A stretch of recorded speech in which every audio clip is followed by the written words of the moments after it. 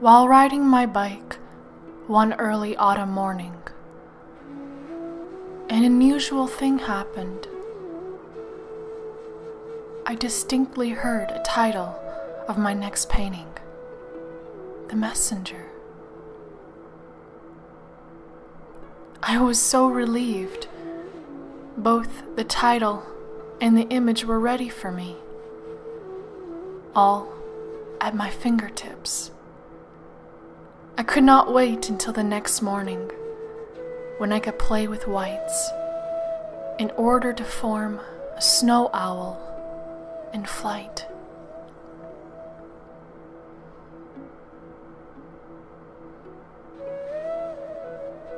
But the more details were highlighted on the canvas, the fewer details stayed in my vision, and the less I was able to retain its sharp image in my mind.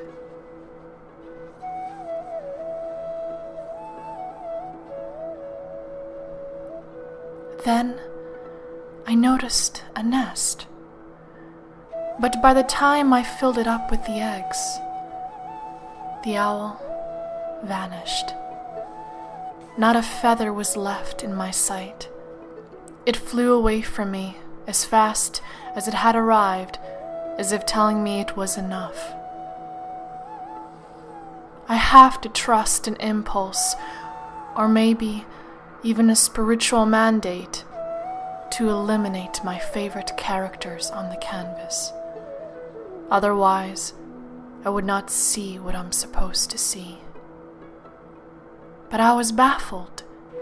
The messenger was still missing, and I just began the painting. I didn't know what to do. The next morning, I heard a grunt of a moose. Was he the messenger? No, he could not, because he himself was looking for safety and guidance. I was about to put realistic details when the moose just disappeared from my vision, and two bald eagles started circling around. I decided to be guided just by the sounds and figure out the story through purely spontaneous strokes of paint. The spirit reveals to me the final painting only if I paint what is given to me at that particular time. And I must be authentic, with the slightest nuances.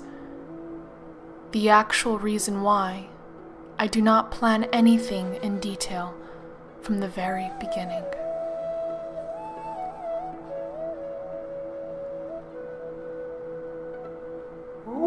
Another week passed by, and a howl of a wolf was bouncing off the cave walls. I doubted the wolf was the messenger, because by the time the echoes of the howl dissipated, I couldn't spot him anymore. I was unafraid to keep on painting and searching for my messenger. But then it hit me. I need to freeze the lake, and freeze it fast. I was certain the frozen lake would stay here unchanged. It was getting more and more frigid here. I really felt it. My hands started to shake from the bitter cold, so much that I forgot to turn on the camera to film a huge change in the story.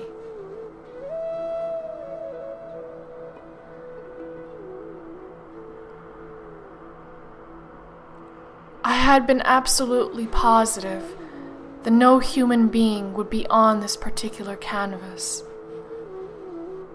But I was wrong. Against all my expectations, here was the man and his loyal horse. They had lost their way and taken a refuge in the cave.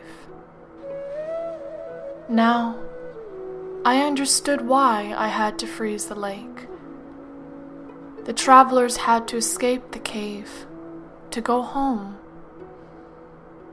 But the ice was too thin in most areas for crossing.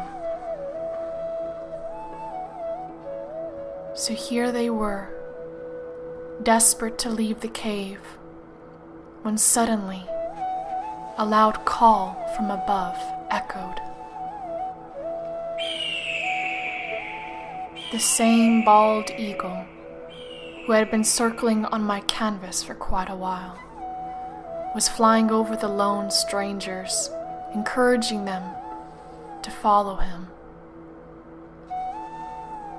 Step by step, the lost travelers were carefully guided across the frozen lake patches out of the dark cave.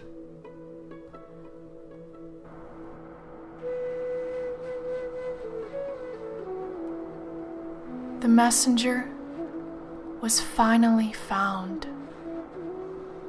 It was the eagle, the spirit.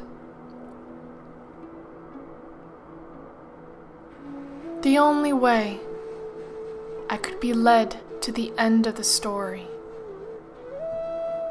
was by listening to the spirit call from the very beginning to the end.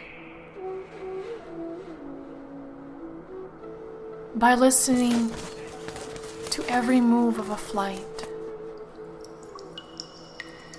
every drip from the cave lime icicles,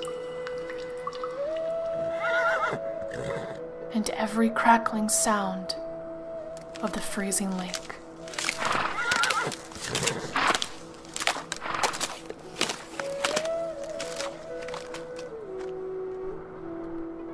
This time around, I was led to an unexpected message of faith and guidance.